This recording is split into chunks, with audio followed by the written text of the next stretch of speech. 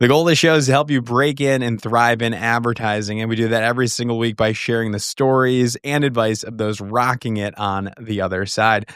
Ad news you need to know. We post that every single day on our LinkedIn. Check it out. We go crazy on it. It's unlike anything else you've ever seen before. I guarantee it.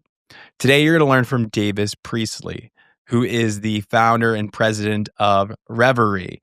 They're a global storytelling company, not an agency, but you'll have to listen to figure out what this all means. It's really powerful, really beautiful stuff that they produce. And you can tell by Davis and this conversation how empathetic he is, how caring and kind he is. You're going to love what he has to say, how he broke into the film business early on, getting his GED in high school and saying, that's it, I know what I want to do, and leaving high school, pursuing filmmaking. It's a wonderful story. So let's get on to it. This is the Breaking and Entering Advertising Podcast, and as usual, I'm your accomplice, Geno Schellenberger. Kick it, Ellie.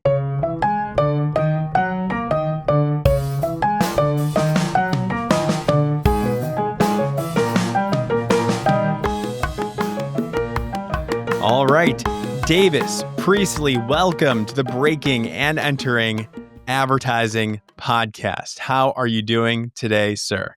I'm terrific, Geno. Thanks for having me. It's a highlight. Where are you calling? Oh, heck yeah. I'm pumped. You got a nice background, much better than my broken boards back here for those watching on Spotify or on YouTube. But where are you calling in from? I'm hoping you're adding broken boards to your online merch sometime soon, because to me, it's a key connection. I'm on the West Coast. I'm in Portland. We got an office here, office in LA, and I like to say that I'm raising my kids in Portland, and as long as I can.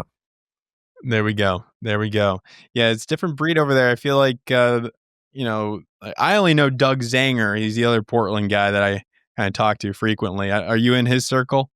Yeah, for sure. Really, really lucky to be a recipient of his smarts and generosity. Yeah, but there's a lot of good Portlanders out here. Maybe there should be a special tour through, and you can record from the Wyden Atrium or something. We call Jay White over there. Yeah, no, definitely some powerhouses there, including Revery, because you're the founder and president of this company here. So we're going to talk about you, Davis. We're going to talk about Revery. We're going to learn about it. There is how long is it? It's a 13-minute long video that you guys recently published that's like a brand positioning video. Is this correct? Yeah, we decided to relaunch with an abstract, kind of hope to make you cry 13-minute introspective look at what is love and what is being human. Wanted to do it a little differently. It started kind of traditional idea of like, well, we better have a manifesto, right? That's got to let people know what we believe in. But in getting our heads around it, it felt really clear that we were kind of born from a film mentality, and that would be the right way to express what Revery wants to do in this next chapter of our growth and ambition. It is beautiful. It's nicely done. It's the exact opposite of our whiteboard news, I would say. Like, it's just so beautifully crafted. The stories are wonderful. I suggest everybody go check that out as well. And but really, Davis, right before we get into all of the dense, powerful stuff here, just want to start off nice and easy. What do you like to do in your free time?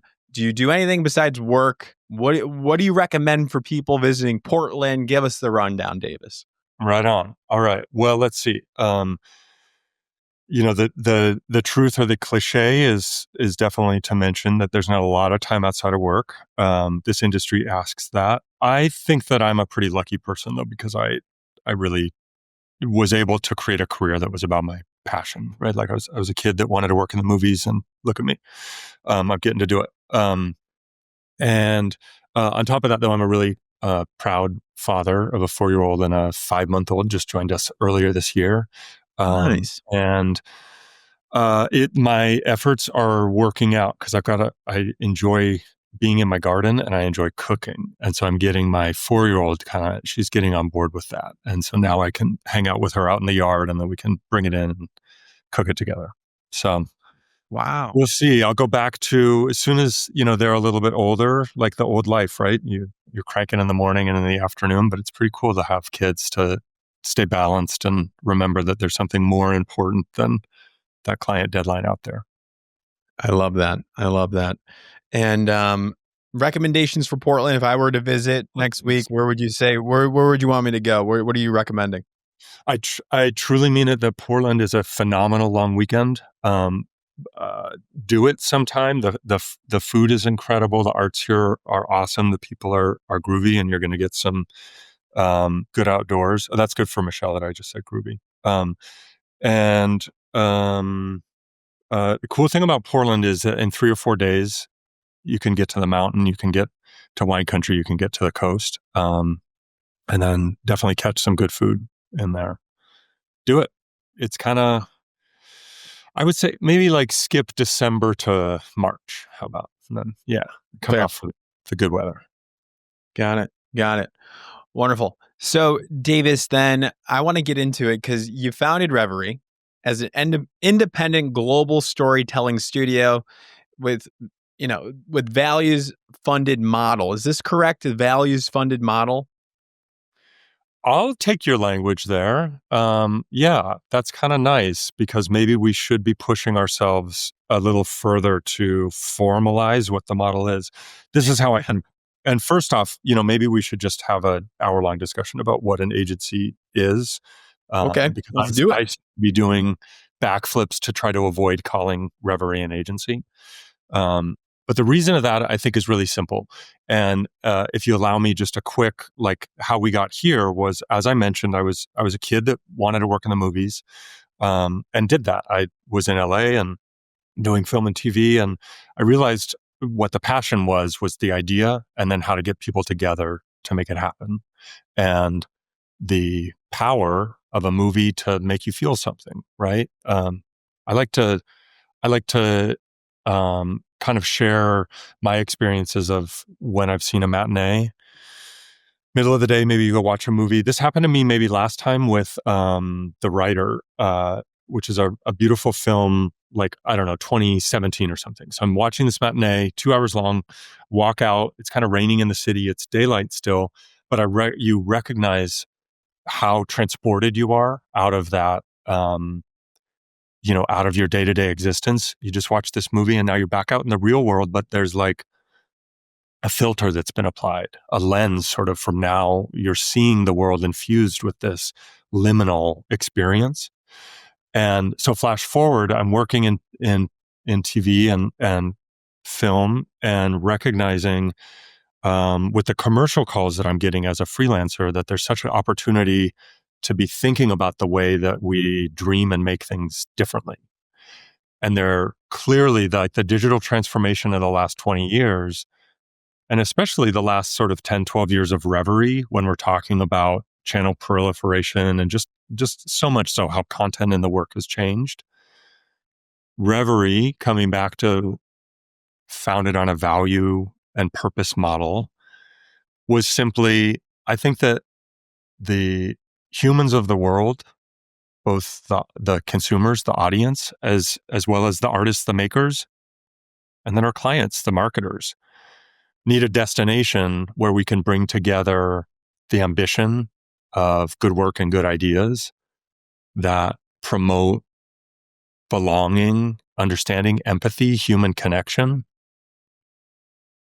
What if Reverie could be a destination for that and a place where a big idea can happen? The right people can come together to make it happen, and it's not buried under status quo and like layers of how it should be done, and this is the traditional approach, and everybody's got certain roles, and there's documentation and red tape around stuff. It's more like embracing the act of creation and like embracing what's possible simply with a good idea, a dream, and then hard work to make it happen. Got it. So you started the studio and you have that movie. What were you doing in pre-studio specifically that taught you what you know? I really started at the ground up, and I think that a key role for me, honestly, was being an assistant. right? I got to work for some really smart artists and executives that I Mhm. learned a lot. And assisting someone really, really developed my philosophy about how to be in the world, just as a human, but also how to be in this industry now as a leader. Just very focused on service leadership. Um, and in addition to assisting, PAing, right, setting up the lunch chairs and doing the runs. Mhm. But what clicked for me early in the freelance film career was the assistant director track and going DGA and pursuing the on-set AD roles. I was so fascinated by the way that years and thousands of hours of effort around an idea culminate in the minute on set and in that act of production. So the how we translate time into the work that we're doing is a really fascinating part of the work, and was really informative to me thinking about how can we kind of disrupt the traditional commercial model of strategy, creative, and making into something that is a faster, sure, but more nimble and more collaborative and responsive to what's going on in culture and what's going on for the brand and how people want to interact. I love this. That context makes so much sense and helps understand why you started the studio. So when you're starting it, what do people say? Who are you reaching out to? Do you have mentors? Do you have business partners? How does this work in your brain? Because I'm a founder as well. It's really important for us to know this stuff. Yeah, yeah, and 12 years later, I think I work every day on marketing and new business for Revery, right? So, I think I started really naively, but at the same time, with a lot of confidence because I had a 10-year freelance career and I recognized that, something I really believe in. I mentioned service leadership, but just like show up authentically and with integrity and kindness every interaction you have. And no matter who you're working with or talking to, interacting with, recognize their innate kind of humanity and they're going somewhere in the world. So many current clients and sort of VIPs at Revery are, like literally an old intern of mine is now a creative director running a brand that we get to work with. Mm. And so early on, right, like getting the word out there, building a brand. Something that I think that I was slow to do was really work on the positioning for Reverie and like kind of make clear how our model was different and helpful, and like kind of designed to support a certain type of marketing need, less so maybe traditional advertising formats like 30s, right? And helping people think longer form or 12 years ago, right? It was a lot of social content, like a lot of early creator support. I think the distinction and understanding that laid out for our audience is so important. So, what is that sweet spot? If I'm a client, I say what to you and you just light up. You're like, this is our bread and butter. We can crush this. We have the perfect capabilities for this type of project. Is there one that comes to mind to you, or can you do it all? Yeah, we definitely don't want to do it all. I think that's a really great way to be in this industry right now is just be clear who you are and who you are not. Um, uh, so far as to make sure that you're referring, right? And like I think that's a big part of the network opportunity right now is to support. Um, I've got buddies at Siberia in New York or Miramar. Like people, we kind of work together, right? Like this one isn't right for us, and I think you would really crush it. Can I make a connection?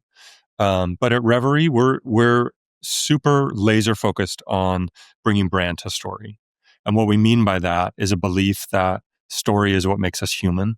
Story is how we reflect the past, contextualize the present, propose a future, and in that language, right, you see a little bit of my ambition and Revery's hope that the futures that we can propose through the work that we make um, kind of paint a picture where more people can belong, where more people can be brought um, into participation in the great experience or experiment of humanity these days. So we've kind of formalized ourselves around 3 studio capabilities. narrative production, meaning let's really look at longer form storytelling, not necessarily always in duration, but just asking and trusting that the audience has attention for good storytelling. Creative production, which is all about obsession over craft and capability. We've got a lot of experience on all shapes and sizes, and are really proudly and confidently producing globally. So far this year, I've been in Africa and India, Northern Europe. That's a really neat part of the work, right? Getting to get out into the world to make it with other human beings. And then we're connecting creative production quite intently, because I just think that it has been far too long separated, this idea that they're disconnected things. And we all know the benefit from having production embedded in a creative workflow and just at the table contributing. I think the work these days, and it's been this way for years, but it's clearly showing no signs of stopping. And I'm sure we'll be talking about AI, but efficiency, budget reductions, more output is absolutely the name of the game. And I don't see that decelerating. And then last, studio capability and focus here is brand design work. And that's really the last 4 or 5 years of building up that team and capability here, needing the right ECD, the right design director. And then how are we going to look at our relationship to brand design, not wanting to compete with the genius ID agencies out there in the world, but certainly have the capability and the passion to put together work for a brand that's going to help it get into motion and help it deliver story, and not sit as a static asset. Got it. So what's one recent campaign or work that you guys have put out that you're really proud of that you think embodies some of these capabilities? Yeah. I'll give you a little spectrum, because the work really does have a spectrum here. On the one hand, we've got a team that we built in collaboration with folks over at Google Play. And that's an always-on relationship where we're developing campaigns and storytelling, editorial content for the Google Play Store.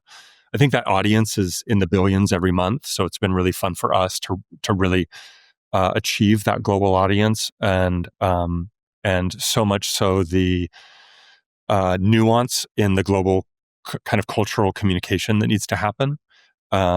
And that work is heavily design, illustration, and animation, but we do get into a little bit of live action with them as well.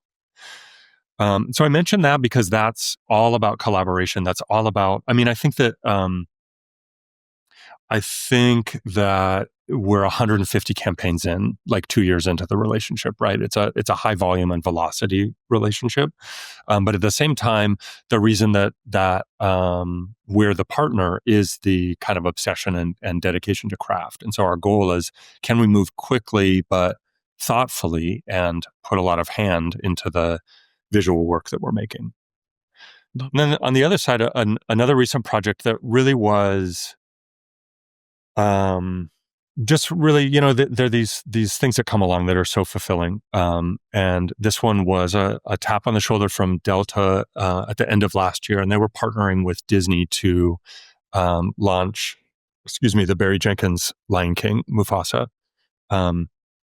And Delta needed some help thinking through how they wanted to show up. And it was a really cool opportunity because it was so rooted in story and connecting Delta and its global reach to the opportunity to provide some access for developing filmmakers through this partnership.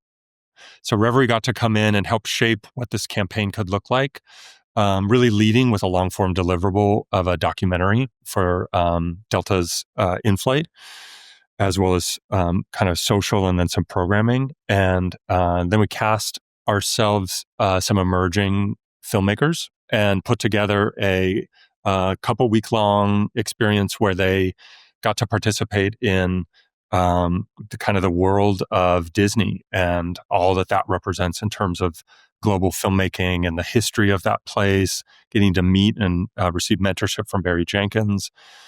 And it was this strange kind of like meta project where we were both providing this almost like lab development experience for the filmmakers, but then we were documenting it. And so all of us kind of around the project had this dual role of recognizing the opportunity for the filmmakers and like providing mentorship and access, looking at their film projects, talking about their development, but then also, building this brand campaign out of it, and ultimately this long form deliverable. I think it's really indicative of where we're getting in the work, where the our studio had to work so closely with the Delta and Disney teams, and then also so closely with our subjects. We went out to our network and pulled in a director, Naima Ramos Chapman, that we've done scripted and doc work with. She's done scripted television. She's done mentorship through Sundance Labs. The casting was really critical and just such a unique job, right? And then on top of that, we're doing the 30. Get your CPG goods going for the summer or whatever. That's around for sure. It's just kind of embracing the idea of this deeper level of storytelling and where is the opportunity to open some doors for others and get some work out there in the media that we're all consuming every day that does represent that future vision of a world where more people belong. I got it. Well, that's beautiful. How can people find this work? Is it on your website? Yeah, by and large, revery.is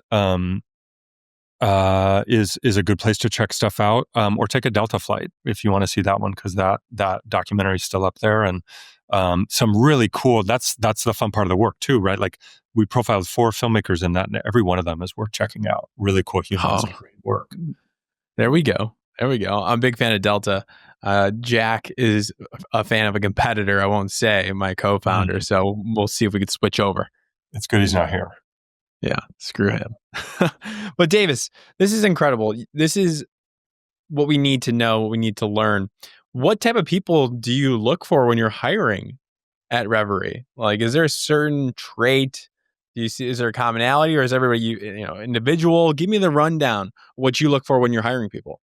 When I'm looking for someone to fill a role at Revery, I really want to focus firstly on humanity, right? And like who is that person? This might be the moment to share again, right? I'm on the West Coast and was definitely raised north of Berkeley and kind of a woo-woo dynamic. So I really believe in, you're hiring the person, and of course they have to have the passion and the skill set and all of that. But Revery is approaching 40 people, and the recruiting is hard because we are really interested in kind people, generous, hardworking, big-hearted, and I want to connect with people who really love the work, who really believe that it's a privilege to work in this industry, that really believe that the work that we're doing is in service of the greater good and how the stories we tell can inform humanity's possibilities going forward. And then now let's layer on that and kind of and really unicorn it.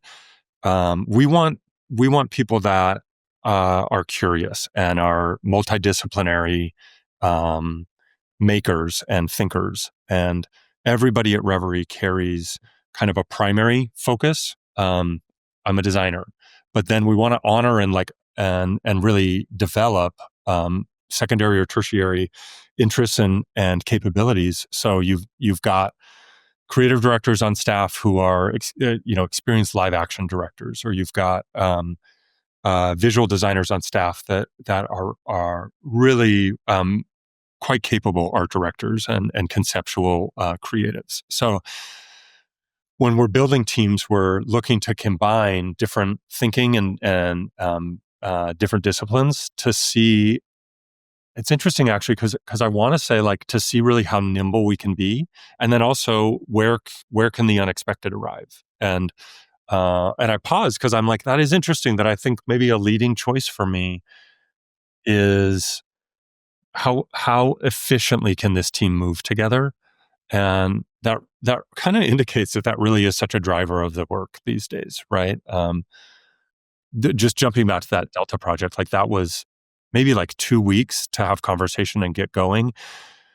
And we were just so under the gun to be able to design what this thing's going to be. And so much at Revery, and again, production's got to be at the table. You are building the strategy and what it is while you are temping out how production is going to work. And that type of kind of one hand holding both. How can we use it? Can we get another shoot day in? Okay, what if we do these pickups and it's not approached to that? And, just very much looking at how to maximize sort of the expense of production with an awareness of the ambition of the idea and then the work that, where does it need to show up and how can we ensure its success? Got it. So let's do this. Let's kick it back now and understand how you broke into all this. I understand that you fell in love with filmmaking early. You began producing video projects at 13, Davis. Is this correct? Yeah, just like my clients now sometimes say, well, my nephew's got a video camera. I was doing it too, just a different time. I don't know why. It'd make for a better story if I could remember why I was interested in film, but that's all I can ever remember wanting to do. I had parents that supported that ambition. I was not very into school, so I kind of got out of there when I could, which meant sophomore year of high school, and got a GED and just started. I just wanted a career. So I was writing a lot of like angsty teen screenplays. If you ever want to fall asleep on something, and then just starting to make stuff. And I walked on a commercial set. I don't know. I was like 15 years old or something, and asked if I could help. And they said yes. I arranged the baby carrots, I think really phenomenally, because they asked me back the next day. It was a different era, so they gave me $100 cash, and that was allowed. And I just really I was hooked. And this idea of like, wait, there's like 150 people here, and they're all working together to make something. I gotta learn more about this. So I was in LA pretty quickly after that, and did my time down there on sets, and then started kind of accessing producer credits and just recognizing that I was starting to kind of both kind of get somewhere, but then also I better kind of decide what I want to do. And it was some opportunities in Oregon which really opened it up. It was kind of this sequence of I got to work on a movie with Gus Van Sant and see how work is made outside the studio system. And that was really powerful. That's like, literally like sitting on a couch with three people just talking about how to make a movie is how Gus makes a movie. And then right after that, I met some artists that were doing some commercial work and they needed some help. And so I had this experience of how can I take the sort of prescription of commercial workflow and then apply it to this artist collective that's wanting to work in a little more fluid way. And the heels of that was Instrument tapping me on the shoulder, kind of literally, Toby Grubb, and asked if I wanted to come over there and help them stand up a content discipline. And that was a total unlock for me, because that was really the right time in my career. I started just believing in like the magic and the sort of wonder of filmmaking, and then had spent all this time learning about how it's done. And now Instrument wants to put me on a team, or wants to ask me to lead a team that is predominantly not filmmakers, and to think about how storytelling can come from UX and visual designers and developers. And a couple years later, I was just so on fire about like the world needs a different way of storytelling in this brand environment, and Revery was born. Oh, it's incredible. It's incredible. So then, Davis, if you look back at your career, I guess if you could take a time machine, talk to Davis at when he got his GED, was making those angsty films, and playing around there. What would you tell Davis about how to be successful in your career? What's that guiding North Star compass you would give to him? I think something that served me well, and I learned it, is the idea of you need to have a goal in order to make a plan. And you need to have a plan in order to achieve that goal. Mm-hmm. And I don't think that the goals need to be grandiose. If you're starting out and interested in a career in this industry, I would think maybe an early goal could be to meet 3 to 5 people over the next season. But then go actually do it and track down how it's going. So I think that for me, that was early success. Was I was driven um, and I believed in sort of the networking of getting to know people and trying to learn, right? Like coming at it from a place of curiosity. The other thing that I really believe in, and I really would like to offer this to anyone that it's helpful to, is I think the whole balance of breaking in, for me and my opinion, is that you somehow need to be known without being annoying, and that can be hard to balance and can feel hard to know how to stay on someone's radar, to stay connected with someone without feeling like an imposition. And my approach or my guidance with that is to um, trust that you staying on someone's radar without you don't need anything from them, right? You're just communicating what's up with you and how your career is progressing. That's actually really helpful to them. I'm totally in a position where my job is to create connections and to build teams and find talent. So I love it when people drop me a line every 3 months or something with a recent project or expressing interest in working together, et cetera. You nailed it. You nailed it. It seems like uh, it's actually, I would say, I don't know if you agree with this, but for the aspiring advertising professionals out there, can you offer value when you reach out? Instead of asking for internships or jobs, can you compliment some of their work and just stay in touch and say, hey, I saw that you worked on developing COVID-19 safety protocols with the Oregon State Governor's Office. Davis, like I saw that. That was great. Just want to say congrats. And right now I'm a senior. I'm going to be graduating in May. Would love to stay in touch throughout the year. Yeah, Just little things. It doesn't have to be all about, can I have this? Can I have this? But offering something could be a compliment. It could be something that you've made or a little bit of research you've done about an agency's client. That's my take on that, Davis. Do you agree? I totally agree. And I think, let's go to the woo-woo sort of West Coast for a second. The other thing to say is part of what this industry requires is confidence, right? Self-confidence. And I think as an industry, we have work to do on that in terms of kind of the pressure environment, the high stakes, right? And there's there can be a lot of toxicity in our industry. So for any person who is starting to work around the edges of it or is interested in finding your career here, I think that getting grounded in who you are and developing your skin a little bit, like get your thick skin going, is good, because I might miss or I might not get you a reply to 3 of your emails. But if you got the self-confidence to know that you have value to offer, show up a 4th time and I might get you back that time. And the reality is it probably never had anything to do with you, right? I'm just trying to hold on. I'm trying to get through my day, get home, get the kids fed. And I think that there is such our